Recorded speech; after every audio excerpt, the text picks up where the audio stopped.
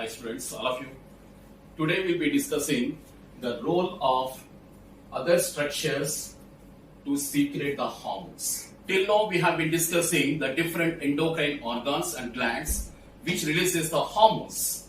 Now today's topic is the role of other organs of the human physiology which releases the hormones. What are these structures? Example is kidney, heart, gastrointestinal tract, which releases the hormones, but they are not the endocrine organs. For example, you take pituitary gland, thyroid gland, parathyroid. All these are the endocrine structures which releases the hormones, but these are the non-endocrine structures which releases the hormones. That's today's topic here. Okay, students, all of you.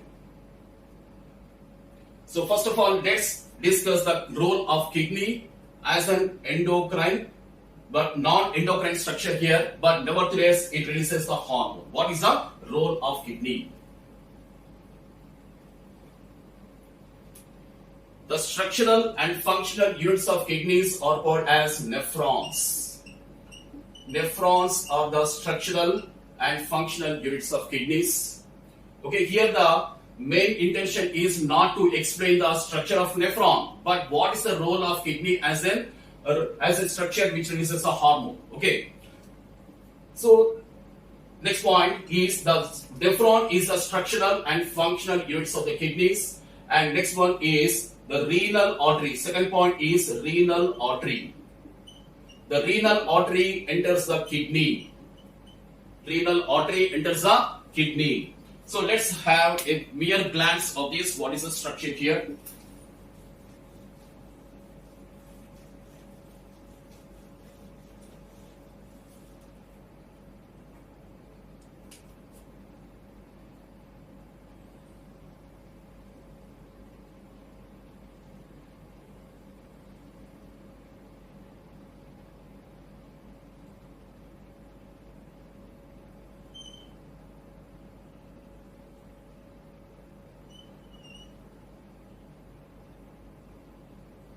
So here is a renal artery which enters the kidney, and after entering the kidney, the renal artery divides into the renal arterioles.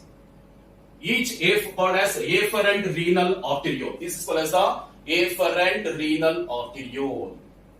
So this is the afferent renal arteriole.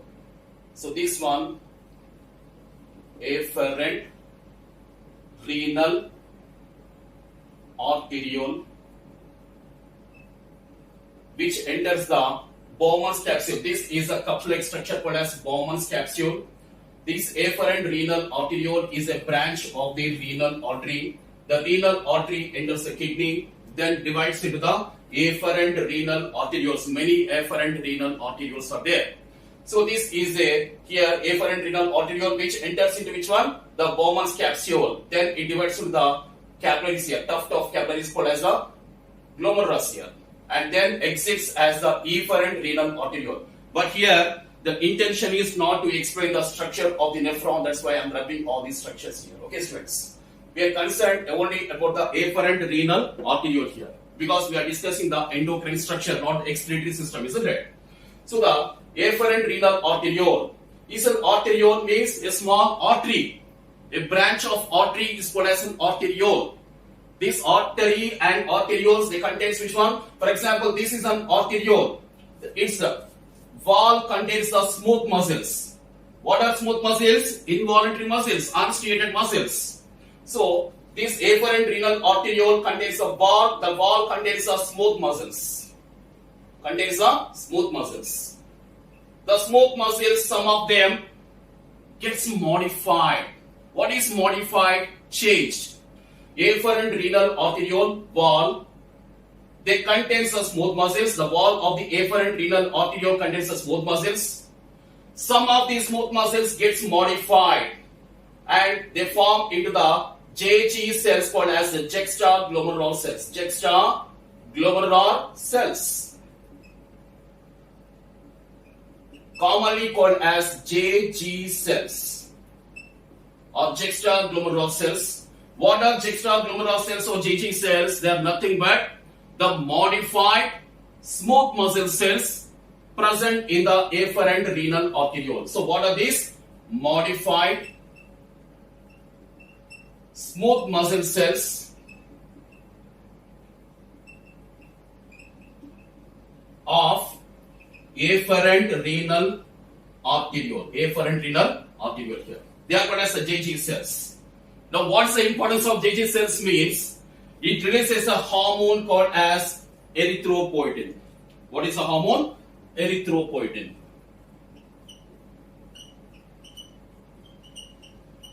Erythropoietin is a peptide hormone. Peptide hormone. We have discussed what are peptide hormones, isn't it? So erythropoietin. Now the erythropoietin stimulates. I'm rubbing this one here, okay? Erythropoietin straight away when secreted stimulates the red bone marrow. Red bone marrow. Then the red bone marrow releases more erythrocytes by the process of erythropoiesis. Erythropoiesis. What is like erythropoiesis means? The process of formation of erythrocytes or RBC is called as erythropoiesis. So more production of RBC. More production of RBC. Why more production of RBC is essential? What is the emergency situation? In the previous sessions we have discussed now the emergency situation. One of the emergency situation is we are discussing the snake. Fear, fight and flight hormone. What is that? All of you type in the comment box below. Fear, fight and what is that? Fear, fight and flight. That is called as adrenaline. Epinephrine or adrenaline here. When adrenaline is released, it means that there is an emergency. More breathing, more heartbeat, more release of glucose molecule, isn't it? And more release of erythrocytes. See here, when the epinephrine is released here, more breathing, that is more oxygen is taken into the lungs. More oxygen should be supplied to the cells now. More oxygen should be supplied, more glucose should be supplied, more water should be taken here. And mitochondria, okay, oxidation of glucose molecule to release the energy in the form of ATP, okay. So what is required here? Oxygen is required. For more supply of oxygen, what is essential? RBC is essential because RBC contains the hemoglobin. Hemoglobin binds with oxygen to form the oxyhemoglobin so that oxygen is supplied to the cells for catabolism. That is destruction of the glucose molecule to release the energy here. That's why more erythropoiesis occurs, more formation of erythrocytes with the red bone marrow. Okay, because the erythropoietin released by the JG cells in this situation of emergency. In this situation of emergency, okay, JG cells releases the which one? Erythropoietin, and erythropoietin stimulates the red bone marrow so that more erythropoiesis occurs, more production of RBC means more hemoglobin binds with oxygen, more oxygen is supplied to the cells for metabolism. This is the situation here. So in this way, this is the significance of JG cells of the kidneys. But kidney is not an endocrine structure. Nevertheless, it releases the hormone called as erythropoietin here. So let's discuss now the heart. What is the role of the heart?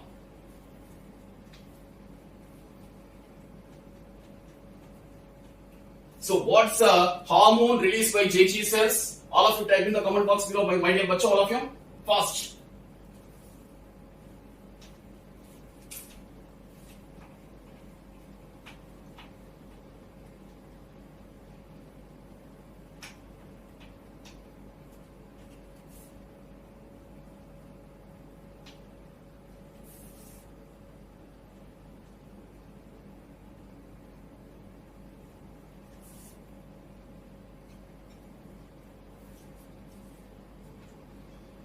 Okay, students. Next one is, first of all, we have discussed the role of kidney.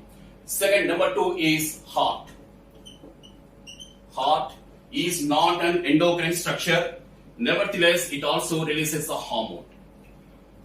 There is a mechanism called as RAS, renin angiotensin aldosterone system, to be explained in detail under the excretory system, not now here, because we are discussing here endocrine system, isn't it? Renin, angiotensin, aldosterone system. Now, which endocrine structure is releasing the aldosterone? Yes, all of you type in the comment box below, my dear students. Aldosterone is a hormone, isn't it? It's a mineralocorticoid. In the previous cases, we have already discussed the aldosterone. So, aldosterone increases the blood pressure. Aldosterone increases that is RAS system, okay, operated by aldosterone, increases the blood pressure. Increases the blood pressure here. More blood pressure means more the more blood is supplied here, right atrium. More blood pressure to the right atrium. As a result, the right atrium, for example, this is the atrium here. Okay, these are the ventricles. Okay, this is the right atrium, left atrium. So more blood pressure here to the right atrium. As a result, the wall of the right atrium, releases a peptide hormone. What is a peptide hormone? Called as atrial natriuretic factor. Natriuretic factor. Also called as atrial natriuretic peptide. It's a peptide hormone. So more RAS mechanism means more increase of blood pressure. More blood pressure is touching the wall of the right atrium.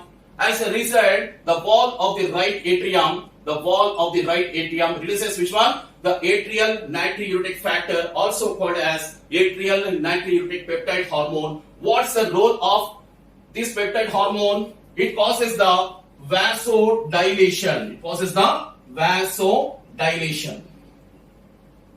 Vasodilation. What is vaso here? Vaso means blood vessel. Dilation means expansion. For example, this is a normal dilation means expansion here like this. When there is an area is inversely proportional to the pressure, isn't it? When the area is increased, the pressure is decreased. Because when the area is increased, the pressure is decreased here. So here, the atrial natriuretic factor causes which one? Vasodilation. That is, this is a normal blood vessel. For example, it is causing the dilation, that is expansion of the diameter. As a result, the area is increased. When the area is increased, the pressure is decreased. What is the problem here? Increase of the blood pressure. That should be brought down, just like accelerator and brake. You are traveling to Bangalore on a national highway. You are in 160 kilometers per hour. The speed should be reduced. Otherwise, causes an accident, isn't it? Major disaster. In this way, this increase of blood pressure is also danger. That should be brought down. That should be controlled. What is happening here? So that the right atrium releases this peptide hormone called as atrial natriuretic factor or peptide, which causes the vasodilation. Vasodilation means expansion of the blood vessel. Area is increased, the pressure is decreased. Which pressure here? The blood pressure is increased here. Vasodilation, the blood pressure is decreased here. So vasodilation decreases the blood pressure here. Decreases blood pressure. Decreases the blood pressure. So what's the problem here? Increase of blood pressure. What is the solution? Decrease of blood pressure here. That's it. Very simple here. This is the role of heart as an endocrine structure. Even though it's not an endocrine structure, nevertheless it releases a hormone called as atrial natriuretic factor or peptide here. So the third aspect of this non-endocrine structure let's discuss now, called as gastrointestinal tract.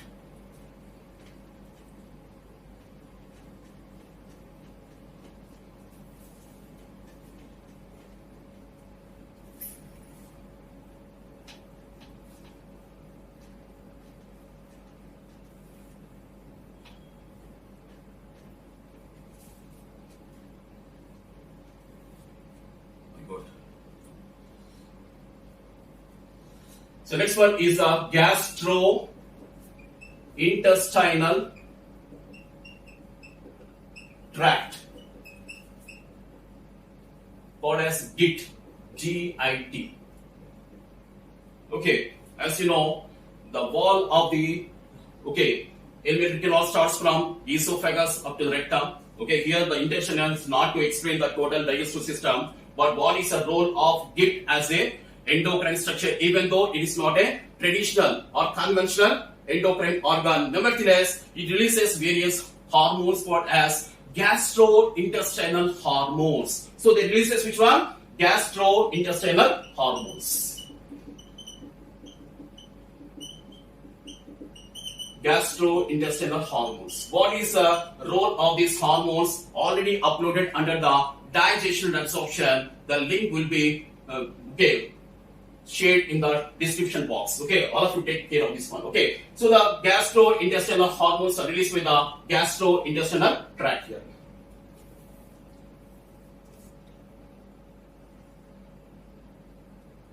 Esophagus, stomach. So this is the esophagus, stomach, a J-shaped structure, and then it loops here like this into a U-shaped structure, and this is called as duodenum. What is this called as the duodenum? This one is the duodenum. Duodenum. We have already discussed under digestion absorption, isn't it? So esophagus, when the food enters through this one structure, esophagus, into the stomach, the food is present in the stomach. As a result, the gastrin hormone is released by the stomach epithelium. The hormone released is called as which one? The stomach epithelium. Gastrin hormone. Gastrin hormone. Hormone release is the gastrin. The gastrin hormone is released, secreted by stomach epithelium. Stomach epithelium. What is stomach epithelium? The epithelial tissue present in the stomach is called as stomach epithelium, which releases the hormone called as gastrin. Because the food is entering through the esophagus in the stomach, the food has to be digested. It is partly digested, for which what is a hormone released called as the gastrin hormone by the stomach epithelium. So what's the role of gastrin hormone means? The gastrin hormone stimulates the gastric glands. It stimulates gastric glands. Anything gastric means related with the stomach. Anything gastric means related with the stomach. So the gastrin hormone is released with the stomach epithelium, so that the gastrin hormone stimulates the gastric glands. Where are the gastric glands present? The microscopic, many millions of microscopic gastric glands are present in the stomach. These gastric glands are stimulated by gastrin hormone, so that the gastric glands releases which one? Hydrochloric acid along with the pepsinogen. Pepsinogen is an inactive form of hormone which is activated to pepsin in the presence of HCl.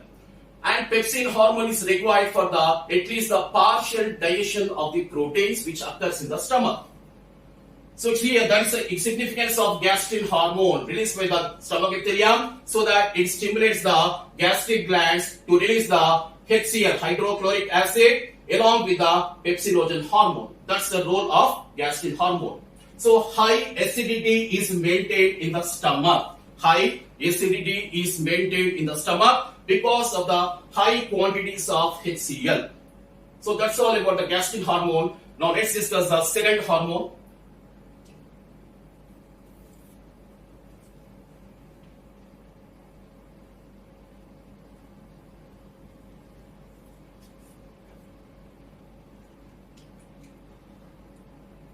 Second hormone release is the enterogastrone. Enterogastrone, also called as gastric inhibitory peptide. That is, it's a peptide hormone. Gastric inhibitory peptide, also called as enterogastrone, which is secreted by the duodenal epithelium. Duodenal epithelium. That is epithelial tissue present in the duodenum. Okay, students. So this is the duodenum now. So the food, the partially digested food enters into the duodenum. This is the duodenum. The food is present in the duodenum now. But it is a partially digested food. It should be completely digested. And that is digested by various enzymes. The enzymes are present in different juices like pancreatic juice, etc. But this pancreatic secretion, what is required for the secretion of various digestive juices?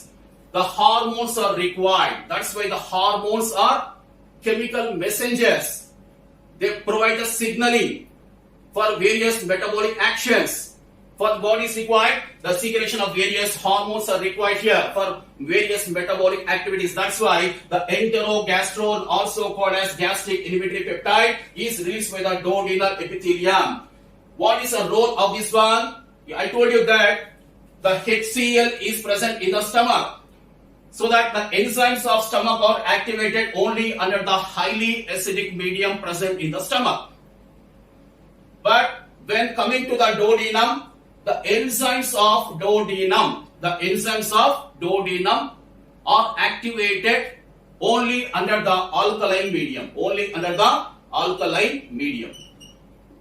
That is, pH should be more than 7. 7 is a neutral point. Below 7 is acidic. Above 7 is which one? Alkaline, isn't it? So the enzymes of duodenum are activated only under the alkaline medium. That is why the enterogastrone is released by the duodenal epithelium and it inhibits the gastric intestinal motility.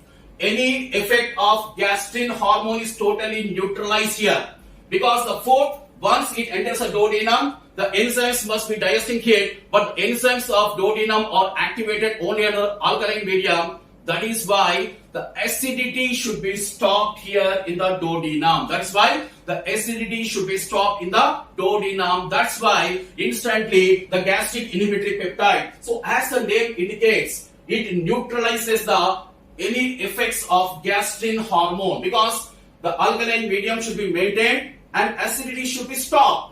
Acidity should be stopped so that alkalinity should be enhanced, because enzymes of duodenum are activated only under the alkaline medium. So that's the function of enterogastrone, to inhibit the action of gastrin and to suppress the gastric intestinal motility. Mobility is stopped here. Gastrin hormones, intestinal motility is totally stopped. And it is secreted which one? Duodenal epithelium. That's the second hormone released, bacho. And two other hormones are there which are secreted here. Let's discuss now.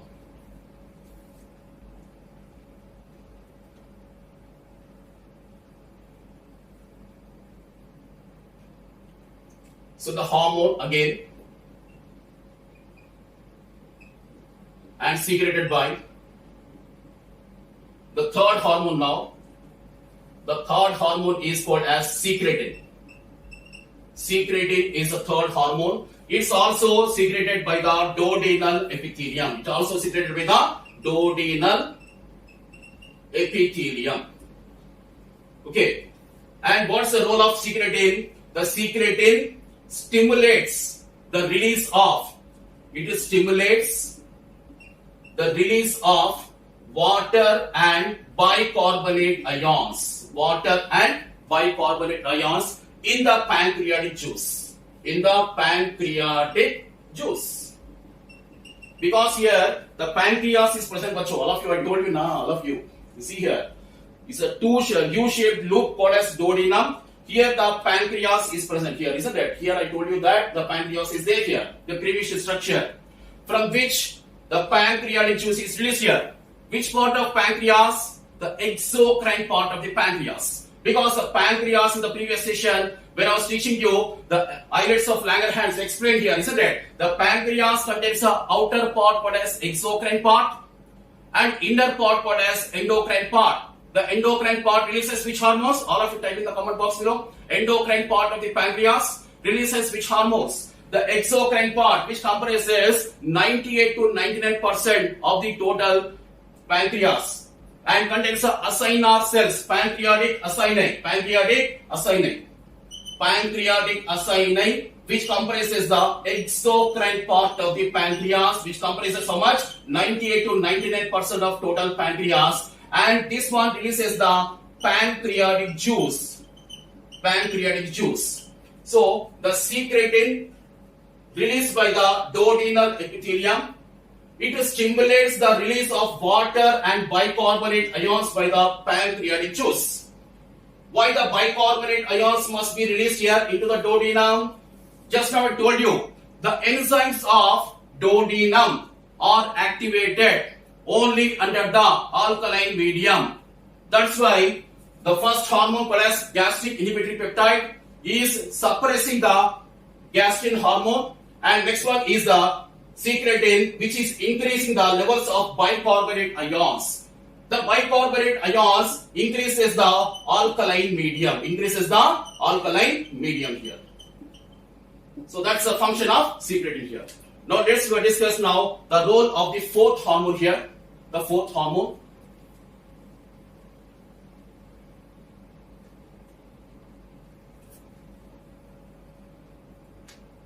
The fourth hormone is called as cholecystokinin. Cholecystokinin. Previously it's called as pancreozymin. The latest name of pancreozymin is cholecystokinin. It has got the dual functions here. Now you have to remember that almost here, this is the duodenum I'm rubbing here.